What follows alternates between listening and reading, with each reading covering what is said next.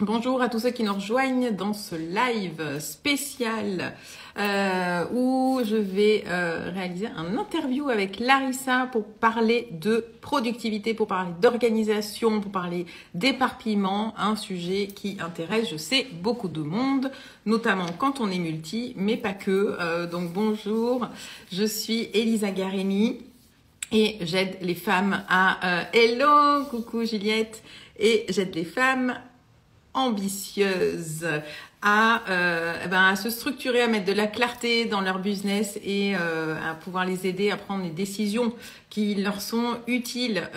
Voilà, donc bienvenue à tous ceux qui nous rejoignent en ce jour de 14 février. Elle est là, elle est magnifique, Coucou, en violet. Hello Larissa, comment vas-tu? ça va et Ça toi? va très bien. Je suis ravie que tu aies accepté cette invitation. Pareil, je suis Euh, contente d'être là. pour parler quelque part aussi de tes coulisses en fait. Et donc merci beaucoup d'accepter parce que je reçois pas mal de gens et à chaque fois ils me disent tiens c'est sympa de parler d'autre chose que ce que je fais. J'avoue. Et, et donc voilà, mais je vais quand même te laisser nous dire ce que tu fais toi et de quelle manière ça va pouvoir aussi intéresser toutes les personnes parce que là on va parler avec toi d'organisation, de productivité. Comment on fait quand on gère plein de choses? Et je sais que tu gères plein de choses. Alors, en tout cas, merci pour l'invitation. Du coup, pour ceux qui ne me connaissent pas, je suis Larissa. Je me suis lancée, ça fait 4 ans ce mois-ci. Et du coup, je forme les entrepreneuses à la vente via la création de contenu, notamment sur Insta. Et, euh, et au niveau orga, alors, oui, c'est vrai, je fais pas mal de choses. Après, je dirais pas que je suis une experte, parce que je pense qu'il y a plein de gens qui le sont mieux que moi. Mais voilà, j'ai réussi quand même à créer des systèmes pour gagner du temps, pour être plus réactive sur certaines choses, pour prioriser surtout. Et voilà, c'est trop cool de pouvoir parler de ce sujet. Bon, et ben écoute, super. Alors, il y a aussi quelque chose qui m'intéresse dans la structure de ton business, c'est que parfois, tu n'es pas toujours en France, ou tu bouges aussi en France. Voilà, tu as un côté international, tu as un côté nomade, et puis tu bouges. Donc ça, c'est aussi une notion qu'il y a dans ton entreprise, c'est-à-dire que tu es en ligne, ok, tu vends des produits en ligne, mais en même temps, tu as aussi des interventions en présentiel, tu interviens, tu te déplaces, tu rencontres les gens en vrai, et d'ailleurs, j'ai eu le plaisir de te rencontrer au cours d'une immersion et voilà, et je pense que tu dégages aussi naturellement ce que tu es en vrai, et ça c'est génialissime parce qu'elle est super sympa, super drôle, hyper authentique et très accessible, et ça c'est vraiment chouette. Est-ce que Larissa, là on est en début d'année. Ah bon, ok, c'est le 14 février, la journée de Saint-Valentin, jour spécial. Mais est-ce que tu as un plan, toi, pour ton début d'année? Comment est-ce que tu prépares ton année et est-ce que tu la prépares déjà? Parce que c'est Ouais, pas une obligation non plus, hein. ouais. Alors oui, c'est vrai que du coup, je bouge pas mal. Et quand j'ai construit mon activité, en fait, c'était déjà dans cet objectif de pouvoir être plus libre de manière, enfin, géographiquement parlant, de pouvoir bouger. Et pendant un certain moment, du coup, la mise en place m'a pas, enfin, du coup, je bougeais pas, moi, je faisais rien du tout. Je faisais que taffer, taffer, taffer, parce que je me dis que, en fait, si tu as vraiment envie d'avoir un business qui tourne, tu y arrives. En fait, j'ai entendu une phrase l'autre fois hyper intéressante que c'est si tu bouges, t'es jamais en retard. Enfin, t'es en cours. Donc, c'est à toi de décider si tu arrives plus vite ou si tu prends ton temps. Moi, j'ai voulu arriver le plus vite possible. Donc, pendant une période, j'étais ultra dans le travail. Quoi. Je travaillais beaucoup pour pouvoir plus vite avoir donc cette liberté que je cherchais du départ. Et donc, aujourd'hui, je peux me permettre de bouger parce que j'ai déjà construit les bases il y a quelques années de ça, quoi. Et après, est-ce que je m'organise pour l'année? Carrément. Moi, bon, je dirais pas que je suis ultra organisée, Je m'adapte assez facilement, mais j'aime bien avoir un plan défini pour l'année. Et du coup, la première chose que je fais, c'est que je définis un mot. Donc là, par exemple, cette année, le mot c'est impact. Alors que l'année dernière, le mot c'était structure. Et chaque année, il y a eu un mot différent. Et ça me permet déjà de mettre un axe sur l'année, de me concentrer sur quelque chose. Ensuite, du coup, je définis mes objectifs, tous mes gros objectifs. Cette année, par exemple, j'en ai quatre. Et ensuite, de chaque objectif, je tire les gros projets. En gros, c'est comme des mini-objectifs que du coup j'appelle projets. Donc, c'est les gros projets, enfin les projets que j'ai à faire, plus ou moins importants. Et ensuite, chaque projet est relié à des hauts carrés, sont des objectifs clés ensuite. Et du coup, comme ça me donne vraiment des chiffres à suivre, quoi. Par exemple, un de mes gros objectifs, ça va être augmenter mon chiffre d'affaires. Augmenter mon chiffre d'affaires. Ensuite, quels sont les projets qui vont rentrer dans les exemples? C'est la sortie d'un nouveau programme cette année. Et pour sortir ce programme, donc l'objectif clé, c'est avoir X clientes ou etc., etc. Donc au final, je me donne tout ça, je le mets dans un calendrier et j'ai même une astuce entre guillemets, c'est que j'ai un calendrier XXL, genre il est énorme et papier que je fais imprimer. Et en fait, j'écris sur ce calendrier et je l'ai à côté. Et comme ça, je peux vraiment avoir la vue sur ce calendrier-là. J'ai aussi un espace Notion, mais j'aime bien avoir vraiment le papier, quoi. Oui, ben, ça c'est génial ce que tu dis parce que moi j'en ai qui me disent ah ouais mais moi je suis pas trop digital et tout, c'est pas grave si je prends du papier. Non, en fait on s'en fout, tu prends Bah ce qui oui. te convient à toi et si toi en l'occurrence là visiblement tu es quelqu'un de visuel et qui a besoin Mhm. d'avoir un rappel en fait de quelque chose, moi c'est pareil. Là on est dans mon salon mais en fait dans mon bureau, j'ai des paperboards qui sont collés au mur et en fait ça me rappelle ces Mhm. notions-là donc super bonne astuce. OK. Donc toi tu es de la team je pose mes grosses pierres en fait sur l'année Ouais, en ayant en tête tes objectifs et puis ensuite tu les sous-catégorises, tu les redéfinis et c'est ce qui te permet d'avoir ta vision sur l'année. c'est ça. Ok. Exactement. Est-ce que tu te laisses du temps aux surprises, c'est-à-dire aux trucs que tu n'avais pas imaginé sortir et en fait finalement bah oui tiens ça me parle pas mal. Carrément. En fait, je dirais que je m'adapte plutôt que je laisse de la place. Exemple, l'année dernière, j'avais fait le même exercice de tout poser, tout bien définir, etc. Et en fait, entre-temps, bah, du coup, j'ai été invitée à aller justement à partir en voyage. Ma famille est venue pendant un mois et demi, donc on a pas mal aussi voyagé. J'y suis tombée, enfin, j'ai eu des galères au niveau du taf, enfin, du business. Et du coup, ça m'a mis dans un état où j'étais quasiment en burn-out.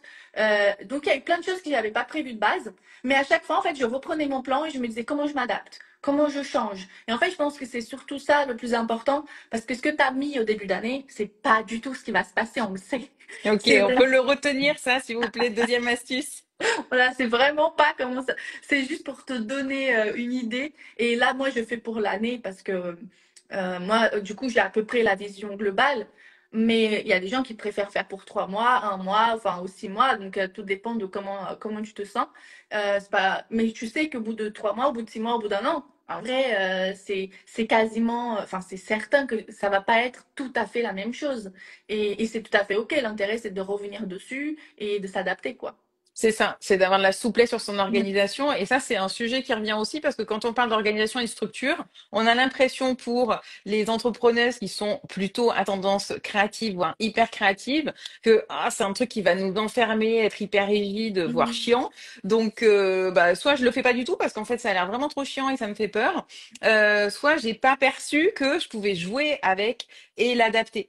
Et là, bah, tu vois, j'ai eu le cas d'une entrepreneuse qui voilà, eu des événements de vie qui n'étaient pas prévus, et ça aussi, c'est un truc que je dis, mettez du temps pour votre imprévu, Mm. parce que la vie, c'est aussi comme ça, et qui a pris la décision de reporter un certain nombre de projets, et ça, c'est bénéfique, quoi, parce que la priorité, c'est quand même nous. Bah exactement. Puis si on n'est pas là, le reste il suit pas non plus. Et Dans voilà, tous les même si cas. tout est digitalisé, même si tu crées des super Même scénarios dedans, avec ouais. ManyChat et tout, non, il y a un moment où il faut que la tête, Mm. elle soit là, elle soit en bonne santé. Top. Est-ce que, alors là, on est sur l'année, mais si on redescend là, justement, si on arrive sur ton mois, Mm. c'est à peu près clair pour toi? Ouais. Il y a une chose que j'ai mis en place, du coup, ça fait 4 ans que je me suis lancée, peut-être que ça fait 3 ans que je le fais, c'est de faire des bilans. Et ça, mais ça a été vraiment, j'ai vu un avant-après, quoi. Et en fait, je fais un bilan toutes les semaines de ma semaine et je fais un bilan tous les mois du mois et tous les trimestres et toutes les années du coup. Et en fait, chaque mois, quand je fais mon bilan du mois, je prévois le mois d'après.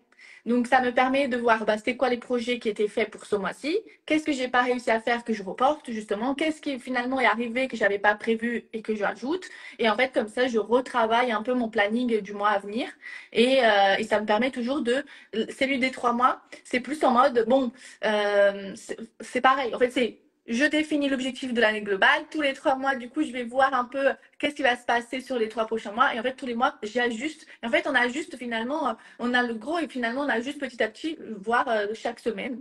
J'ajuste au niveau des tâches, etc., qui vont m'emmener vers l'objectif. Et l'année dernière, justement, comme j'étais pas mal en voyage, j'ai pas fait ces bilans-là. Et du coup, mais vraiment, j'ai vu la diff. Quand j'ai arrêté, j'avais toujours l'impression d'être perdue et d'être. Tout à l'heure, tu as dit, des fois, les gens ils se disent que ça va être trop compliqué ou ils ont peur. Et on va être libre, mais la liberté, elle est dans les contraintes, hein. Parce que, parce que moins on a de contraintes, plus on est perdu parce que les possibilités sont tellement immenses. Mais quand on se contraint sur un plan carré, et du coup, en fait, on arrive à être beaucoup plus créative parce qu'on a ce cadre-là qui est imposé. Et ça, c'est trop important. Quand j'avais pas de plan, j'étais là. Bon, je fais quoi? J'avance sur quoi? J'ai très peu de temps de travail, donc qu'est-ce que je priorise? J'étais toujours perdue et la charge mentale a été énorme pour moi parce que du coup, j'avais vraiment cette impression de pas avancer du tout, de rien faire. Et quand j'ai repris cette habitude de refaire mes bilans, etc., là, ça a encore grave changé. Et un de mes objectifs de cette année, enfin de mes projets de l'année, c'est faire 100% de tous mes bilans. Je ne loupe pas un parce que je sais l'importance que ça a, quoi. Non, mais il faut vraiment que je te prenne comme partenaire d'organisation, quoi. Tu le vends super bien. Euh, mais donc, ok, point sur les bilans. Ça, c'est une façon de faire et c'est effectivement hyper intéressant. Et en même temps, je trouve que ça amène, tu vois, de la dédramatisation sur notre organisation, en fait, parce que plus on s'habitue à se dire, bon, en fait, allez, ok, je me fais un point, mais ce point, c'est pas, j'y vais pas avec du jugement en me disant, oh là là, j'ai pas fait ça, ou oh, ce qui est aussi un truc qu'on peut avoir en tête, de se Mm, dire, bon, bah, j'arrête de faire des to-do parce que de toute façon, à la fin de ma journée, je les ai jamais complètement remplis. Mais c'est au contraire de se dire, ce que tu fais là, c'est j'ajuste. En fait, on ajuste mm, continuellement et c'est également un truc peut-être à partager parce que je sais pas si toi tu avais testé des méthodes d'organisation, mais moi je suis contre ça en fait. mm, Je suis anti méthode d'organisation parce que l'idée c'est d'aller en trouver une et adapter celle qui va nous convenir. Et ta méthode à toi va pas forcément convenir à quelqu'un d'autre. Par contre, ça va donner l'idée. Peut-être mm, que les gens vont se dire, bah mm. tiens, peut-être qu'un bilan quand même une fois par mois, allez, ça me ferait pas de mal, quoi. C'est clair. Moi, du coup, moi, j'ai des questions que je suis à chaque fois. Et en fait, ça me permet de me guider un peu. Et ça, je pense que on peut. En fait, il y a plein de questions qu'on peut essayer de s'adapter. Enfin, il y en a plein en ligne. On peut retrouver avec ChatGPT, je me dis, pour aider à faire, pour te donner au moins un cadre justement pour commencer. Et oui, après, tu t'adaptes. Moi, j'ai aussi au tout début essayé plein de méthodes. Ça, à chaque fois, j'y arrivais pas. Je Ben suivais voilà. jamais. Les Pomodoro ou je sais pas quoi. J'ai tout essayé et à chaque fois ça m'allait pas et en fait je me suis dit mais en fait fais comme qu'est-ce qui t'arrange le plus. Et aujourd'hui mon orga elle est bon encore une fois ça juste c'est pas chaque semaine vraiment vraiment je fais ça comme ça mais mon calendrier c'est lundi c'est ma journée un peu chill, j'aime bien travailler dans ma grotte limite. Genre, je suis dans mon lit, j'avance sur des tâches. La plupart du temps, c'est de la création de contenu ou des projets vraiment où j'ai besoin d'être ultra focus. Le mardi, ça va être beaucoup pareil, de tâches. Le matin, du coup, je reprends la création de contenu. Enfin, je suis sur Insta et tout. Et l'après-midi, je suis focus sur quelque chose. Mercredi, c'est ma journée un peu tampon. En mode, je mets les trucs qui viendront selon ce qui se passe dans la semaine. Jeudi, ma journée cliente. Vendredi, ma journée avec formation, quoi. Donc, j'ai mes journées. est-ce que ça va marcher pour tout le monde? Non, c'est selon les objectifs de chacune, les envies de chacune. Et en fait, je pense que le plus important, c'est vraiment de s'adapter à soi, en fait, à comment on fonctionne. C'est ça, s'adapter tout en se mettant quand même en tête que la structure et l'orga, en fait, c'est Oui. vraiment une porte de liberté pour le Mm. reste et justement pour avoir du temps pour sa créativité, quoi. Moi, ce que je me Carrément. dis, c'est que plus on a en fait des plans comme ça, là, par exemple la semaine, je me dis en fait j'ai moins de charge mentale parce que j'ai pas à réfléchir. Je sais que tous les lundis je vais créer mon contenu. Je sais que tous les jeudis j'ai mes clientes. Et du coup, au lieu de se dire allez cette semaine c'est quoi déjà? Ah oui j'ai un appel le lundi, j'ai un autre appel le mardi et puis un autre le vendredi. Et en fait exemple même cette semaine. En fait, ce mois de février, jusqu'à maintenant, a été un peu différent parce que je suis tombée malade. Donc Ah, voilà, un imprévu. Je suis tombée malade en janvier et en fait, j'ai dû décaler beaucoup de choses. Et donc, bah, comme j'ai décalé, j'ai voulu m'adapter aux gens. Et en fait, là, en ce moment, j'ai beaucoup d'appels quasiment tous les jours. Ça m'arrive jamais. Normalement, mes appels, c'est le jeudi. Et en fait, je vois à quel point ça influence mon énergie parce que du coup, je suis fatiguée, je suis un peu perdue. Ça me demande de la charge mentale de réfléchir à ce que j'ai à faire. Alors que d'habitude, j'ai pas réfléchi, je fais juste quoi. Ça, c'est une chose, moi, que j'appelle l'énergie du go. C'est-à-dire que tu peux avoir des périodes tampons comme ça, où tu sais que tu vas être à bloc parce que peut-être tu dois rattraper certaines choses, ou voilà, il y a eu un imprévu et en fait, tu es à fond. Ce qui est bon à ce moment-là, c'est aussi de se donner une date butoir, quoi. C'est-à-dire que Mmh. cette énergie-là, tu vas pas pouvoir la tenir pendant 3 semaines parce que tu vas être rincé comme une éponge. Exactement. Et donc, c'est se dire, OK, ça peut exister, mais c'est pas vitam aeternam, quoi. Mmh. Donc, si vous nous Exactement. écoutez, vous posez des questions, vous dites, ah tiens, ça me parle, ben n'hésitez pas à intervenir. Qu'est-ce qu'on nous dit? C'est clair, les outils sont là pour t'aider, mais doivent être adaptés à soi. Oui, Mmh. complètement. Dis-moi, Larissa, zut, je pensais à quelque chose. Oui, tu as parlé de ChatGPT tout à l'heure. Mmh. Alors moi, j'aime bien le challenger, et c'est vrai que parfois, simplement, ce que vous pouvez faire aussi, c'est genre faire un screenshot de vos 3 dernières semaines, l'envoyer au chat et lui dire, OK, tu peux te mettre dans la peau du meilleur expert en orga pour une Oui. femme qui fonctionne comme moi, etc. Qu'est-ce que tu me dirais voilà. Trop bien cette astuce. Tu vois, ça c'est un truc que j'ai pas encore fait. Je vais le faire juste après. Mais vas-y, moi je lui raconte ma vie maintenant au C'est trop chat, hein. bien. C'est trop bien. Et si tu le Grave mets en d'accord. plus en mode vocal, il te parle. Hier soir, je l'ai testé. J'étais dans la cuisine en train de cuisiner. J'ai dit, OK, là je suis en train de cuisiner, donc je voudrais que voilà, on parle de tel sujet, et puis on s'est mis à parler de tel sujet. Trop bien. C'est trop bien. Donc, utiliser le chat. OK. Dis-moi, est-ce que ça t'arrive d'être éparpillé? Oui, je pense quand même, quand même. Je pense que c'est là où en fait on se dit, on est des machines d'organisation. Enfin, je suis pas non plus une grosse machine, mais voilà, j'ai mon orga, etc. Mais ça n'empêche pas en fait que selon certaines périodes, on s'éparpille. C'est un peu exactement ce que je disais par rapport à cette semaine. Je me suis sentie ultra éparpillée. Bah, déjà, de un, parce que j'ai eu trop d'appels que j'ai pas l'habitude d'avoir. En plus, en tant que femme, tous les mois, il m'arrive quelque chose qui arrive à toutes les femmes. Et donc, bah, mon énergie, elle est beaucoup moins focus. À chaque fois que je suis en période de règles, que je vais les avoir, je sais que je suis éparpillée. En fait, c'est limite quelque chose aujourd'hui que je prévois à l'avance. Parce que du coup, je me dis, cette semaine-là, je ne sais pas comment mon état, comment je vais être, puisque du coup, je sais qu'à peu près, il y a des mois où je vais être à fond, il y a des mois, en fait, j'ai zéro énergie, j'ai juste envie de dormir. Et c'est là où je pense que niveau regard, on peut aussi prévoir et se dire, bon, celle-là, cette semaine-là, j'essaie d'être tranquille, ou on verra en fonction de l'énergie du moment, quoi. Complètement, complètement. Et c'est là où tu vas en plus avoir de plus en plus une orga qui va te ressembler et qui va vraiment te parler. T'as Mm. ça, t'as le cycle des saisons aussi qui est vachement intéressant Ouais, à grave. identifier selon où on en est dans l'état de ses projets. Mais le cycle, alors toi en l'occurrence la semaine avant ça se passe comme ça. Moi je sais que quelques jours avant j'ai 1 ou 2 jours où surtout faut pas que je prenne de décision pendant ces journées-là quoi. Mm. Je suis complètement irrationnelle. Et je sais pas si Pareil. non, non. Ouais, pareil. Et quand j'oublie, j'ai vu passer ma journée, etc. Puis hop, je vois que 2 jours après, j'ai mes rêves. Je fais, ah ouais, mais c'était pour ça, ou je suis partie sur la Lune, alors que d'habitude, je pars pas du tout sur la Lune. Voilà, donc oui, faites attention, enfin, observez-le parce que ça, c'est hyper, hyper intéressant. On peut même se le noter, en fait. Oui, voilà. Alors moi, je suis un petit Moi, peu je le naze en fais. termes de suivi. Il y a des applis pour ça. À chaque fois, je me plante sur les dates. Mais il y a des applis qui sont très bien faites, mais se dire, voilà, on repère, en tous les cas, sur un mois, j'ai 4 semaines, hein, le cycle il se découpe en 4 semaines. Et ben cette semaine-là, elle va être un petit peu miteuse pour pour Mm. prendre par exemple des décisions, ou elle va être très bonne pour la partie créative. Exactement. Ouais. Ouais, je suis super d'accord parce que du coup, moi, pour les trucs créatifs, c'est même l'environnement, je trouve que ça change tout. Oui, Quand j'ai enfin, une période un peu d'appel, que je dois être bah là en échange, je dirais, même quand je fais mes stories, mes contenus un peu là en direct avec les gens, je suis là sur mon bureau. Ça m'aide. Par contre, si j'ai besoin d'être ultra concentrée sur un truc précis, par exemple, hier, c'était créer un mini freebie, enfin un truc gratuit. Bah, là, j'étais dans mon lit, focus quoi, genre sans téléphone et j'avance.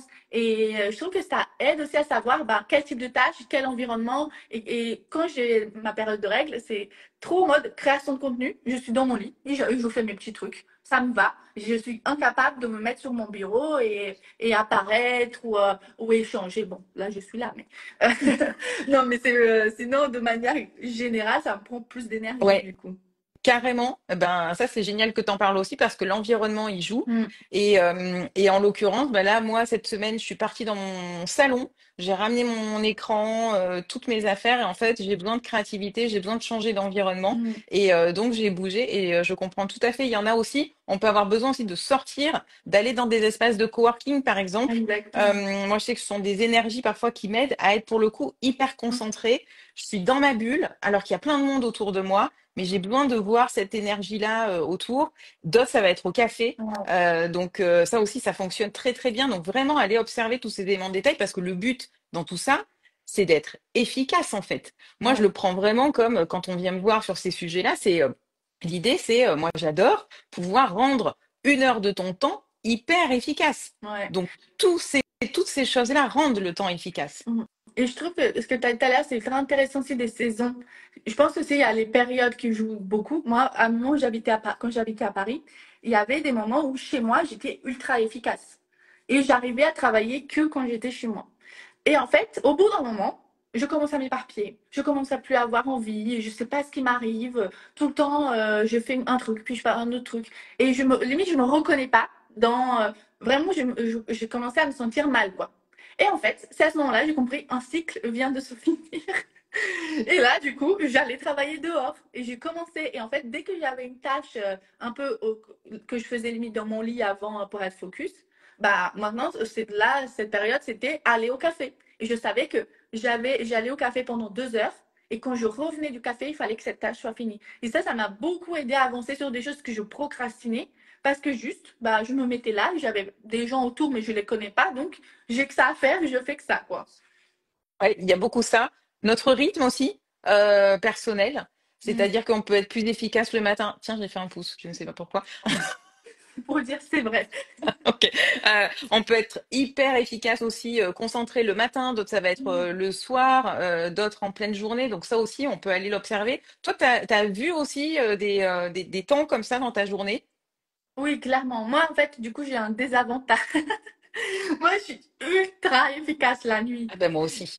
Mais j'adore travailler la nuit. Entre Et en minuit et fait, 3 heures du matin, je peux être ah ouais, une gueudin, quoi. pareil. Moi, dès que j'ai des périodes où vraiment j'ai des gros projets à avancer et en fait, moi, je suis un peu en mode, j'aime bien le délai court. Parce que je pense qu'il y a beaucoup de gens qui parlent de stress de manière négative. Moi, le stress, il est quand même positif. Il y a des stress que je ressens qui sont négatifs, il y en a qui sont positifs. Quand j'ai un gros projet qui m'excite, qui me donne envie, mais d'un côté aussi, il y a ce stress de est-ce que ça va marcher, etc.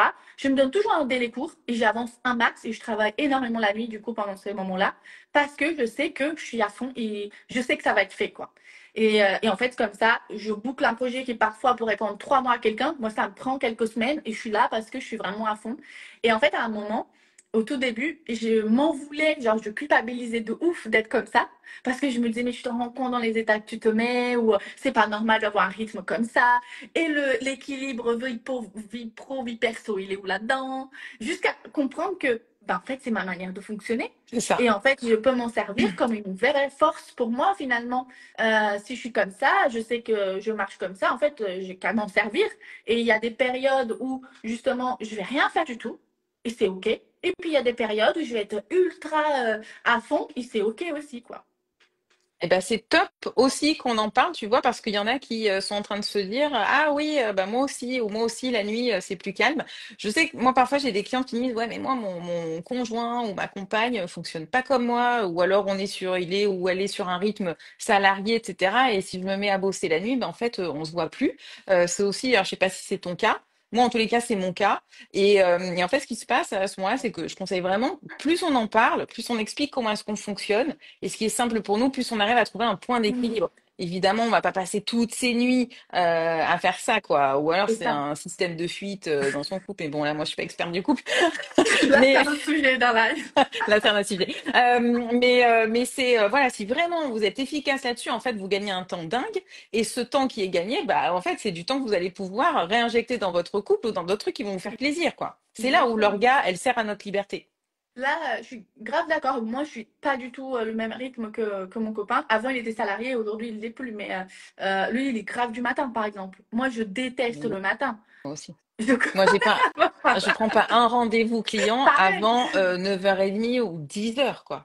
Moi, je prends pas d'appel avant 14 Ah heures et je commence ouais, à toi, travailler à toi, t'es 11 heures. l'après-midi, en fait. Ah ouais, moi, mes horaires de vraiment à fond, c'est midi.